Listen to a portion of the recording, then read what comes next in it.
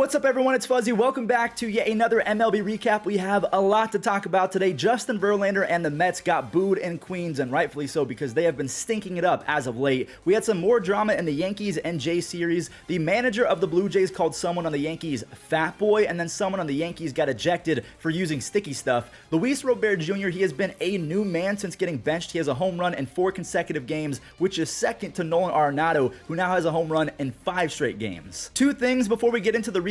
Make sure you guys are using code Fuzzy on SeatGeek, and also we're getting so close to 500,000 subscribers, so if you enjoy baseball, hit that subscribe button and join the team. So the first game that we're going to talk about today, the Marlins and the Nationals. Josiah Gray, he pitched himself a gem against the Marlins, allowing just 1 run over 7 brilliant frames. He's basically been elite over the last month. Over his last 5 starts, he has a 2.03 ERA, and he's pretty much been the ace, whether you think it's Mackenzie Gore or Josiah Gray going forward. I really like Gray's stuff. He left with the lead, but he's not going to get the W. Luis Ariz, he singled in Garrett Cooper in the 9th, and John Birdie came in as a pinch runner, but Miami, they didn't need him. Jorge Soler, he walks off the Nationals. He gets the Marlins back to a 500 record. He has 10 home runs and a 122 OPS plus. I fully see the Marlins trading Jorge Soler at the deadline, because unless they make the playoffs, or they think they're going to make the playoffs if they go on a run here soon, they might as well get the most out of him while he's playing at his best. The A's and the Diamondbacks, Christian Walker muscled up for a 2-run home run off of Kyle Muller, his 10th home run already of the year, but looky here. Brent Roker, his RBI single, and then Nick Allen's first home run of the year tied the ball game at 2-2 when Ramon Laureano blasted off as well. Sure, the A's immediately lost the lead on a 2-run double from Emmanuel Rivera and a no-doubter from Lourdes Gurriel Jr. Lourdes is hitting .440 with 10 extra base hits and 12 RBIs over his last 10 starts.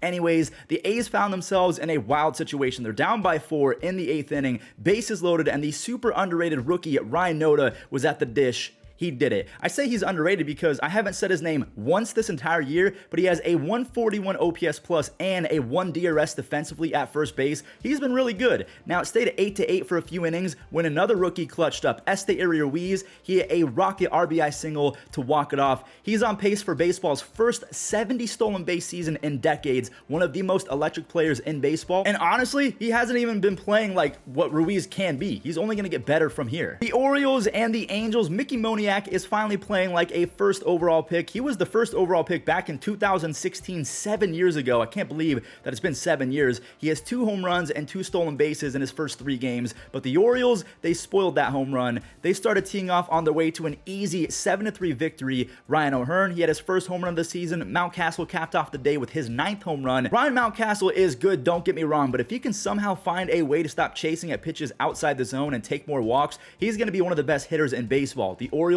are 27-15. They're 12 games over 500. Here we go. Let's see if the Pirates can grab a W, because they have not been winning a lot of games as of late. Okay, I'm just going to spoil it. They did not win yesterday against the Tigers. Javier Baez and Spencer Torkelson, they led the way offensively as the Tigers put up 4 runs in the first 3 innings. Starting pitcher Michael Lorenzen, he went out there and held the Pirates scoreless over 6 innings. He has a 0.9 ERA over his last 20 innings pitched. The Pirates have a league worst 535 OPS over the last 2 weeks. The power has almost completely vanished. They have 6 home runs over their last 13 games. That is the worst in baseball. The Tigers, on the other hand, they have been led by their pitching staff. They have the 5th best ERA in baseball over their last 14 games. They win easy 4-0. All right, here we go. Let's get this Yankees versus Jays game out the way. We had pitchers ejected, Toronto managers calling people on the Yankees fat boy, but we're going to go ahead and focus on Domingo Germán. For the 2nd time this year, Domingo Germán got into a sticky situation with a perfect game intact. Remember, against the Twins, he had a perfect game going. He probably should have been ejected because the umpire was not happy with the results of him washing his hands after he checked the first time. Again, he should have been ejected, but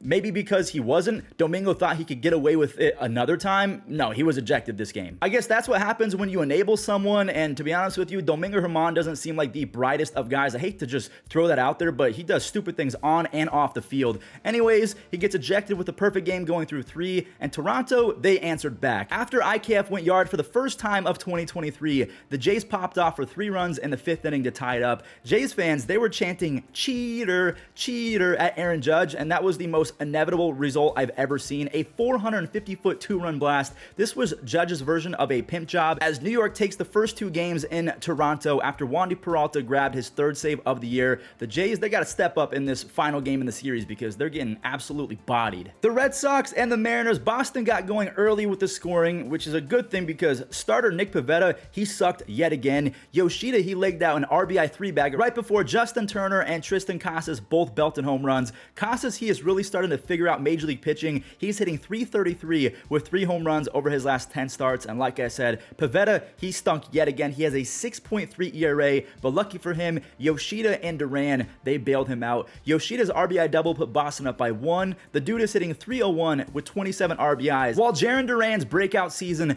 continues. So Jarren Duran, he popped off, and then he plated Alex Verdugo. He ups his stat line to a .351 batting average with 3 home runs, 18 RBIs, and 7 stolen bases. He matches his 2022 production in 21 fewer games. The Rays and the Mets, this Mets fan base is growing tireless, and to be honest, I don't really blame them because this team spent $1 billion or whatever over the offseason, and they have actually had the easiest schedule in baseball to start 2023, yet they found themselves down 6-0 after 5 innings. Now, give credit where credit is due. Isaac Paredes, he rakes. He single-handedly ruined JV's start, a 3-run home run and then a 2-run home run. By the way, Isaac Paredes has 26 home runs and a near 125 OPS plus over his last 150 games. He's insane. Both teams kept on trading home runs for the rest of the night with Beatty, Siri, Alonso, and Escobar all going yard. So while it was a pretty fun game for casual fans, it was rough for Mets fans. They've now lost 2 in a row. They have a 5.37 team ERA over their last 2 weeks, which is 3rd worst in baseball. The Rays have won 2 in a row, and they're 21 games over 500. Now, the Mets did respond after the game. They are calling up one of their top prospects in their system, 23-year-old Mark Vientos. He was not good at all in his cup of coffee debut season in 2022, but he's been a man on a mission since that point. He's hitting .333 with 13 home runs and 38 AAA games this year. The dude's got pop. Nolan Arenado is inching closer and closer to the history books. He belted a home run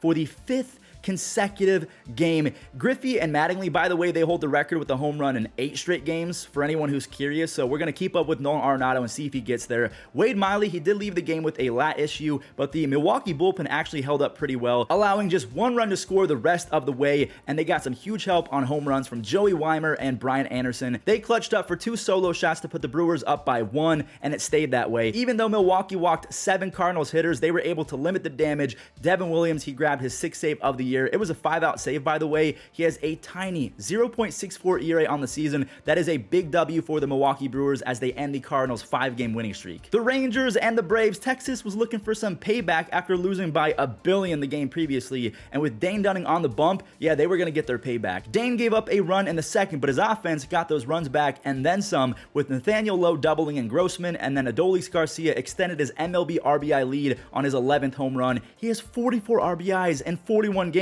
That is stupid. He's on pace for a 42 home run season with 170 RBIs. A massive shout out and tip of the cap to Dane Dunning, who tore up the Braves to a tune of 6 innings, 1 earned run. He's sitting at a very nice 1.69 ERA on the season. Now, things did get a little bit scary after Dane left the game. Ronald, he went 455 feet, and Sean Murphy, he had a home run as well, but rookie Ezekiel Duran, he stole the momentum back with a home run of his own, and Will Smith, he had an easy 10-pitch 9th inning. He has 9 saves on the year as the Rangers win 7-4. The Astros just needed a few innings to figure out Cubs starting pitcher Justin Steele, and they went brazy in the 4th inning. Steele, he is a legit pitcher in my opinion, so that is not easy to do, but Yordan Alvarez, Kyle Tucker, Corey Julks, and Chas McCormick all had RBI doubles in the 4th inning. It was like that scene from Benchwarmers where the kid goes, "It's a hit parade." When your offense is rolling and you have Christian Javier on the bump, you might as well just find another game to watch because it's not going to be a close game for anyone. Javier struck out 5 over 6. He only allowed 2 base hits on 88 pitches.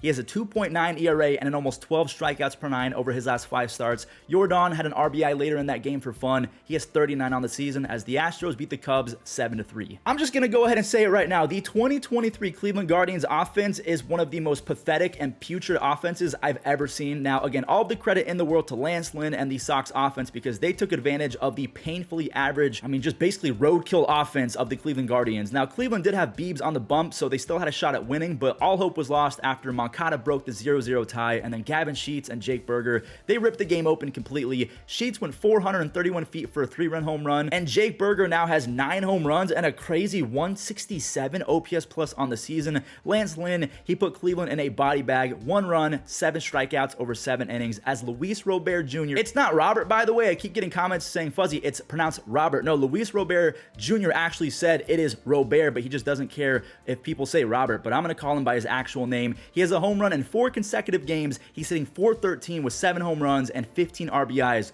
over his last 13 games. The White Sox, they win easy. Cincy versus Colorado, someone was going to have to take a super tough L in this one. Both starters, they were really good. Chase Anderson, he is still fighting for a big league spot. He threw 5 incredible innings. I mean, I truly mean that. 5 incredible innings. He's not done in baseball just yet. 1 hit over 5 shutout. He only needed 59 pitches to go 5 shutout innings. Brandon Williamson of the Reds, he was also very good in his MLB debut. Imagine making your debut in Coors Field and being able to say you gave up just 1 run with 6 strikeouts and you didn't take the L. Now, again, that's a 6 start, but neither starting pitcher is going to get credited with a W. That's because Nick Senzel's 2-run moonshot came a little bit late, but I'm sure that Brandon Williamson was happy regardless as Cincinnati picks up the W after Matt McLain laced a single. That's his first career RBI, and Alexis Diaz, he was as efficient as it gets. He got 3 outs on 6 pitches. He has 10 saves on the year as the Reds, they win 3-1. Look at the box score of this next game, a tale of 2 halves. Kansas City, they won the first half pretty easily. They scored a whopping 5 runs in the second inning. Bobby Witt Jr. and Salvador Perez both contributed with some RBI base hits as Salvi's was a 2-run 2-bagger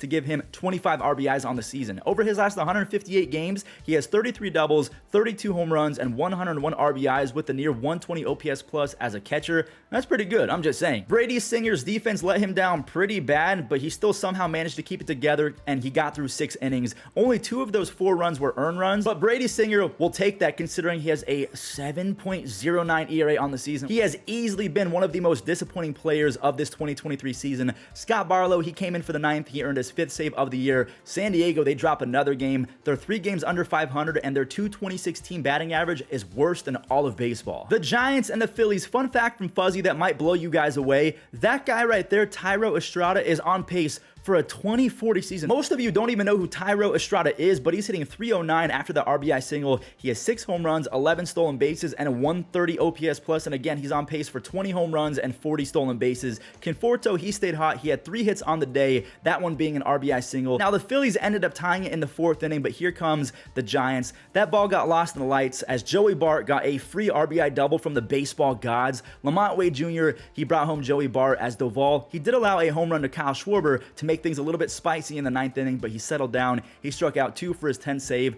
I'm just going to call out Trey Turner right now. He's been decent, but a .305 on base percentage and a 94 OPS plus just is not good enough when you're making nearly $30 million. The Twins and the Dodgers, Minnesota jumped Kershaw early, tagging him for multiple runs early on some singles. Bailey Ober was given a 3-run lead, and aside from an RBI single to Freddie all the way in the 5th inning, Bailey Ober was lights out. He struck out 6 Dodgers. He lowered his season ERA to 1.78 over 5 starts. Kyle Farmer lifted off for a huge 3-run tater. He's hitting .293 with 3 home runs and 12 RBIs, but the story is Minnesota's pitching. Sonny Gray, a 1.39 ERA. Joe Ryan has a 2.16 ERA. Bailey Ober, as we just said, a 1.78 ERA. It still really sucks that Tyler Mahle needs Tommy John, and I hope that he recovers fast, but Minnesota, they kind of have pitching for days. Guys, that does it for today's recap, but do not go anywhere. We're going to show the web gems in just a second. One more time, I just want to say I really appreciate all the love and support as of late. Thank you guys for everything. Leave a like and subscribe if you enjoyed, and here's the web gems.